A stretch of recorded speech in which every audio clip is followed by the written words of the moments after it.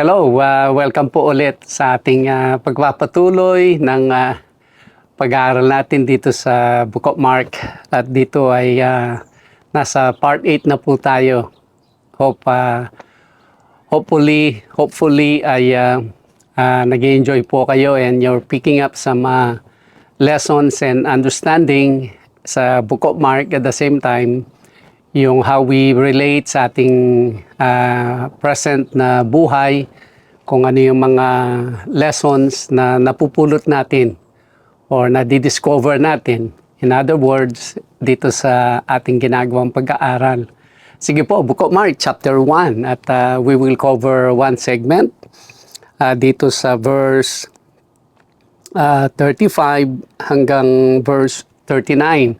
Kaya if you have a Bible, open with me sa Book of Mark chapter 1, verse 35 to verse 39. Salamat po. Again, we encourage you po to subscribe and share ang ating pong ginagawang simpleng pag-aaral na ito. And so may feeding na, may widening, deepening of understanding sa Bible. Ano po? In a very simple way. Kasi ito yung develop na inductive method. Hindi po yung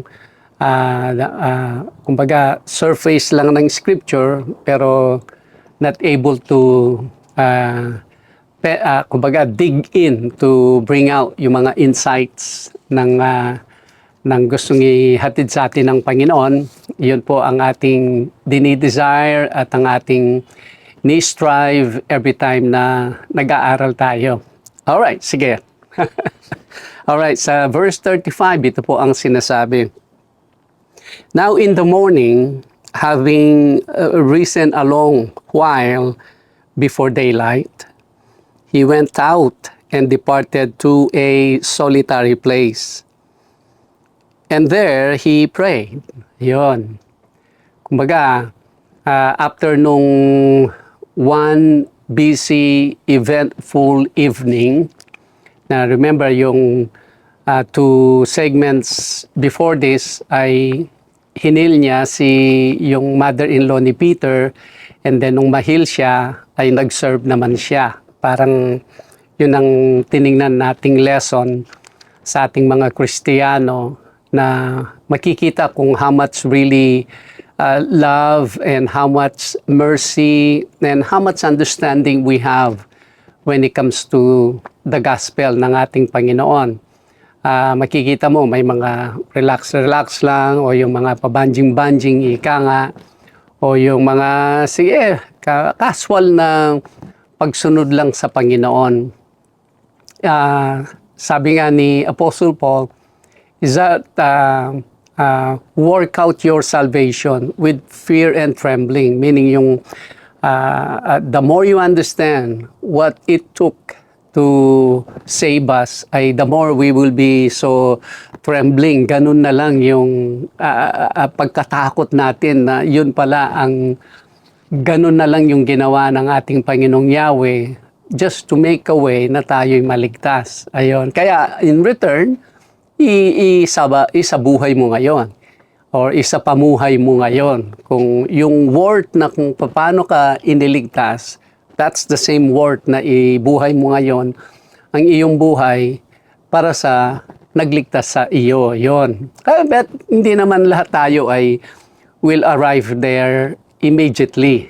Kaya po tayo nag-aaral ng scripture, little by little ay maintindihan natin yon, and little by little ay we will start to follow Christ even more in a serious degree, class. Yan. But anyways, nung mahil siya, sinerve ang ating Panginoon, ang kanyang mga disciples, nandun sila sa bahay ni Simon Peter. At after that ay dinala yung mga iba't ibang mga karamdaman dun sa community, at may mga demon possessed, hinil niya. Ito po yung segment before this one. At imagine yung gabing yon, okay? And then, nung natulog sila, maaga siyang, sabi dito, bago pa magbukang liwayway, ay he got up and then he went and find a solitary place. Ibig sabihin, yung liblib o yung place na walang mga tao. At doon siya ay nagpray. Ayan. Tingnan po natin ang mga dito, yung mga details. Number 1, ang ating Panginoong Yeshua, Panginoong Jesus, siya po ay the second person of the Trinity of Yahweh na nagpunta dito, pinoses niya ang katawan na walang bahid ng kasalanan dahil na ipanganak siya, na conceive siya supernaturally sa womb ni Mary at lumabas siya. Ngayon ay pinoposes niya yung body na yon, yung human body na yon, siya nga ito. Pero imagine, ang Amang Diyos, ang Banal na Espiritu ay kaisa niya at the same time. Pero ang kanyang gawain ay he made sure pala na meron siyang time to pray sa ating Panginoong, sa Father, God the Father. Ayan. Kasi ang ating Panginoong Jesus he is a person of Yahweh. Kaya nga sabi nila, Yahweh is the Father, Yahweh is the Son, Yahweh is the Holy Spirit. Yan kasi Yahweh, ito na po yung natin, triune God na possessing 3 persons. Ayan. Kaya kahit nandito siya, kahit siya ay hindi siya detached from who Yahweh is, pero nagpe-pray siya, he communicates, more likely sa Amang Diyos. Now, ano po ba ang prayer? Ano ang kaugnayan ng prayer sa Kanya? Oo, kung makita natin yung kaugnayan or yung importance ng prayer sa ating Panginoong Jesus, much more na ganun din ka-importante sa atin. Una, i-classify po natin ang prayer in 2 categories. Number 1, may personal prayer. At pangalawa, may corporate prayer. Corporate prayer, yan ang mga naririnig natin, lalo na sa church, sa gawain, na kung sino man yung mag-lead dun sa prayer, yun ang tinatawag na corporate prayer. Meaning, meron silang petition or they're communicating to God in behalf of the whole group. Corporate prayer, Ang ginawa ng ating Panginoon dito was not a corporate prayer. It is the personal prayer. Imagine, siya na mismo, nakabilang sa Trinity, ay nagpe-pray, personal na prayer. Ayan. Hindi ko na kailangan yan. Ayan. Hindi yung, kumbaga, maayos ka lang. Talagang eloquent ka in corporate prayer. Pero ang tanong, how is your personal prayer?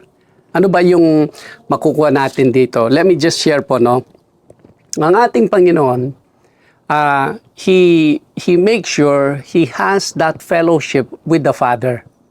Kumbaga, spending time with someone, you're spending fellowship with that person. Di po ba? May bonding kayo ng whoever you are spending time. Ayan. Kaya nowadays, iba-iba na yung bagay at tao na people spend time with. Kaya yun ang bonding mo. The more you are being attached kung kanino ka nag-i-spend time. Ang ating Panginoong Jesus, He spent time with the Father in prayer sa kanyang personal prayer. Yes? Pangalawa, ang ating Panginoon, He made sure yung guidance ng Amang Diyos sa kanya dito. Ayan. Ngayon, merong mga pag-uusap, mga court hearing dyan sa Pilipinas na itong babae na ina-accuse and all kinds of criminal cases sa kanya, na very, very careful siyang magsalita. Especially sa Senate hearing na makikita natin na ayaw niyang magsalita, na she is not asking consent sa kanyang lawyer. Pag meron ng sensitive na isasagot, tatanong niya, sa kanyang lawyer. Kasi ang lawyer niya, nasa likod lang niya eh. Guidance po kasi yon. Kasi baka meron siyang masabi, ma-incriminate yung kanyang sarili. Alright? So meaning, ang ating Panginoon, imagine, siya na po ang ating Savior. Siya na yung second person. Pero He made sure ang guidance ng Amang Diyos ay nandun sa Kanya. Clear and active, and it's clear na kung ano yung mga nasan na siya, ano yung mga ginagawa niya, at ano yung dapat niyang gawin. Ayan, hindi po nadidetach yung guidance ng Amang Diyos sa Kanya. Pangalawa, ay ikatlo, ang prayer is a form of inspiration. Di po ba? To make, to ano ka, i-confirm mo sa iyong sarili who you are and what you are doing and everything, at looking forward kung ano lahat ang magiging resulta ng ginagawa niya. Natin din yon. Another one is prayer ay we gain strength. Napapalakas po tayo ng prayer. Kasi when we are sure on what we are to do, andun ang strength natin, even though may mga obstacles, even though may mga magiging kumbaga istorbo sa magiging accomplish natin, andun pa rin yung kalakasan ng Panginoong Diyos, knowing nandyan siya with us, helping us to move on, to continue. Yung ganon. Kaya meron pong strength. And the last one is, meron pong, ang prayer ay parang piniprepare mo kung ano yung magiging araw mo. Yung scope mo ay lumalawak. Ano po ba? Hindi po ba? Parang your spirit brings you already what will become for your day. Yun ang prayer, na nawa-widen yung scope mo. Hindi yung dahil hindi ka nag-pray, puro surprises, puro nabibigla ka sa araw mo. Ano ba to? Ano ba to? That means hindi mo pinrepare ang iyong sarili. Kaya yung scope of your spirit ay ano lang, maskip lang. Kaya maganda, lalo na po sa ating mga servants o kaya yung manggagawa, ika nga, hindi lang po tayo magaling sa corporate prayer. I-develop po natin yung personal prayer natin. It's between us at ang nagsugo sa atin, ang nagligtas sa atin. Communication, ika nga. Ayan, ang communication, very critical po. Dahil marami pong mga relationships na pag ang communication ay kinat mo yan, ayan, possible ng hindi magkakaunawaan yan, magkakaroon ng misunderstanding o kaya magkakaroon ng mga yung kumbaga magda-doubt and everything. Di po ba? Ganun ka-importante ang communication. Kaya sa atin, kung ang ating Panginoong Hesus ginawa po niya yon, na wala pang maraming mga tao, hindi yung magaling ka lang mag-pray kung may mga tao na, hindi, habang wala, spend time with the Father. Spend time with Him in prayer. And then, dun na magkakaroon ng dialogue between us and ang ating Panginoong Diyos. Communication must be active every second of our day. Ano po? Para hindi natin na misunderstand kung ano yung gusto niyang paggawa sa atin, o hindi na misunderstand ang ating mga kalagayan sa buhay. Pag tayo ay prayerful, tayo po ay kalmado, because knowing that we are in the hands of our Father, God, na alam niya kung nasan tayo, ano yung nangyayari sa ating buhay. Try to pray. Ano man po ang kalagayan natin sa buhay. You will find yourself, nasan ka sa bantay ng ating Panginoong Diyos sa pamamagitan ng prayer. Hindi po nag-guess ang Panginoon, kundi alam niya eksakto. Alam niya exactly where we are at kung ano yung kalagayan niya. At it's just a matter of kung ano ang kung saan tayo dadalhin ng understanding para makita natin that God is at work sa ating buhay, sa ating ministry, o kung ano man yung ating ginagawa. Ito po, ang sabi dito sa 36, And Simon and those who were with him searched for him. When they found him, they said to him, "Everyone is looking for you." Ayan. Kasi nung magliwanag na, nahanap siya, hindi siya mahanap kung saan. Finally, nung makita siya, ang sabi ni Simon, "Everyone is looking for you." Diba? Yung katatapos lang niyang mag-pray. "Everyone is looking for you." Ito po ang sagot niya. 38. But he said to them, "Let us go into the next towns, that I may preach there also. Because for this purpose I have come forth." Naku, ang ganda po nitong sinabi ng Panginoong Jesus. I love this one. For me, this is ano po ito eh. Kumbaga, guidepost ng isang Kristiyano ito. Di ba? Yung the night before, ay yung gabing yon ay ang daming nahil ng ating Panginoon. Siyempre, uuwi sila, kakala na naman yung word. Ay, alam mo, si Pilay ay si Bulag ay si may, ayun. O, edi, pagka umaga ay, datingan ng mga tao at ang dami na ngayon, mas marami na ngayon ang naghahanap sa Kanya. Pero ano po ang sabi ng Panginoon? Ang sabi ng Panginoon was, "Let us go to the next towns, that I may preach also. For this is the purpose, because this is the purpose why I came for." I-analyze po natin yon. Hindi po ba merong gagawin dun sa town na yon? Ngayon, nakita nila yung capability ng ating Panginoong Jesus na makapag-heal and everything. Ngayon, yung mga tao now is in demand. Yung demand ng tao, ika nga. Sa atin po, sa inyo, yung demand ng tao sa mundong ito is sometimes becoming our guide kung ano ang susunod nating gawin. So, hindi po clear kung ano ang pinapagawa ng Diyos sa atin.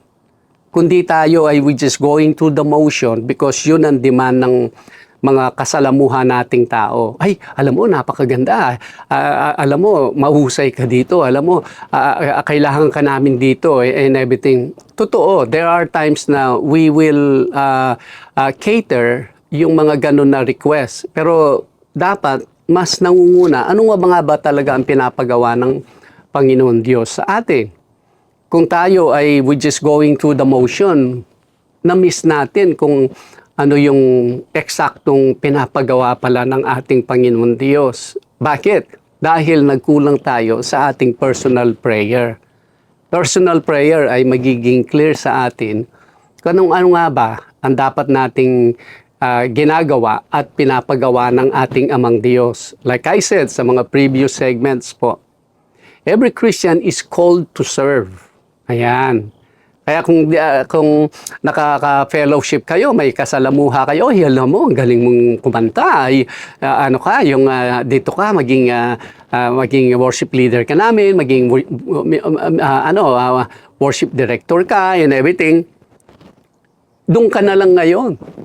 Pero kung na-develop lang yung personal prayer, kung ang personal prayer natin ay practice natin, we hear a different calling sa ating Amang Diyos. Oh, you can still serve in that area, pero not necessarily, yun lang ang gagawin mo.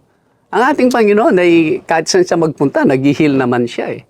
Pero ang calling niya is to make sure He will tell people all places, as many places He can cover, na ang kingdom ng Panginoon is now at hand. Eto na, nandito na siya. Then He is about to accomplish yung covenant of grace sa pamamagitan ng paniniwala, pananampalataya. Magkakaroon ka ng introduction, may introduce ka sa Panginoon Diyos, and ang Holy Spirit will guide you ang iyong buhay kahit saan ka pa sa mundo. You don't need to go sa Israel, to Jerusalem, to be part of God's plan. Kundi saan man, sa Pilipinas, sa Amerika, sa Europe, iyon po ang na-accomplish ng ating Panginoong Jesus. Now, babalik tayo. I will read again. Let us go into the next towns. Sabi ng Panginoon, that I may preach there also. Because for this purpose I have come forth. Like I said, ano po ang demand ng Panginoon, ng mga tao sa atin? Pwede sa workplace, para bang bayani ka sa workplace. Kung wala ka, hindi mag-ooperate. Kaya ibubuhos mo na lang ang panahon mo dyan. O pwedeng sa ministry din. Parang you are following lang kung ano yung demand ng mga tao. Pero ang tanong ay, ang mga taong yan ba, nag-pray sila para i-mention sa iyo yung demand na iyon? O na-double check ba natin sa ating personal prayer na iyon nga talaga ang pinapagawa ng Panginoon? Baka confirmation naman yung sinasabi ng tao na, kapatid, tulungan mo kami dito, kapatid, yung ganito, etc. na yung skills mo, yung talent mo, yung gifts mo, yun ang ma-contribute mo sa amin. Baka naman confirmation yon. Pero pag nag-personal prayer tayo, may personal prayer tayo, malalaman din natin kung sandali, yun din ang sinasabi ng Amang Diyos sa akin. Okay, sige, let's do that. Pero sometimes, kahit gaano pa kaganda yung request and demand ng mga tao, hindi po yun ang sinasabi ng ating Amang Diyos sa ating personal prayer. So ano pong lesson natin? Let us make sure ang buhay na kung nasan po tayo ngayon is exactly where God wants us to be. Hindi yung kung nakinig ang ating Panginoon sa request ng mga tao, hindi na po siya makakaalis doon. Kasi after niyang ma-cater yung gusto ng mga tao doon sa village kung saan man yung bahay ni Peter, ni Simon, ay meron na naman, palaki ng palaki yan. Hindi na siya makakarating sa other places, hindi po ba? So, ganoon din po sa atin. Ano po yung ginagawa natin ngayon, kung yun mismo ang pinapagawa ng ating Amang Diyos, praise God, praise God. Pero kung hindi naman pala, at tayo po'y naliligaw, nawawala tayo sa buhay na ito. Dahil ginagawa lang natin kung ano yung demand ng ating kapwa. Kumbaga yung kapwa naman natin, hindi naman sila nagpe-pray sa ating Panginoong Diyos. Di po ba? Napakaganda. Kung, halimbawa, kung kinreate ng isang vessel, halimbawa, lalagyanan ng flower vase, ginawa mo yan, ay talagang minold mo and everything at pinrepair mo para maging flower, lalagyanan siya ng flower arrangement mo. Mamaya, nakita mo, umalis ka lang ng mga ilang araw, pagbalik mo, ginagawang lalagyanan ng suka. Parang sandali, hindi yan Hindi yan ang purpose ko, kaya ginawa ko yung vase na yan. Hindi po lalagyanan ng suka, lalagyanan ko yan ng flower. Ano kaya yung paningin ng Panginoong Diyos sa bawat isa sa atin? Nasaan po yung buhay natin? Saan natin binubuhay ang buhay natin? Yun ba talaga yung calling niya sa atin? Yun ba talaga ang pagka-mold pagka-put together ng DNA and structure natin? Kaya niya tayo isinali sa buhay na ito. Ginagawa ba natin exactly? O tayo ay we're just going through the motion kung ano yung demand ng tao sa atin.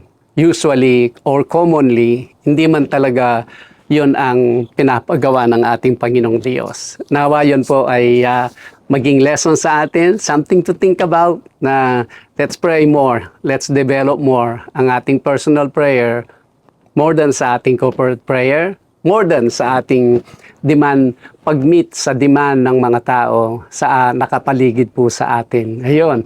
O, sige po, magtatapos tayo. And sa 39, sinabi, and he was preaching in their synagogues throughout all Galilee and casting out demons. Nangyari ang calling ng Panginoong Amang Diyos sa kanya dahil siya ay intact, clear and active ang kanyang communication sa Amang Diyos dahil sa kanyang personal prayer. Ayan, salamat po. Hanggang sa susunod, Pastor Rameses, gumawa po ito ng, wala pala akong represent na denomination at the moment. At until sa susunod, God bless you and Shalom. Shalom.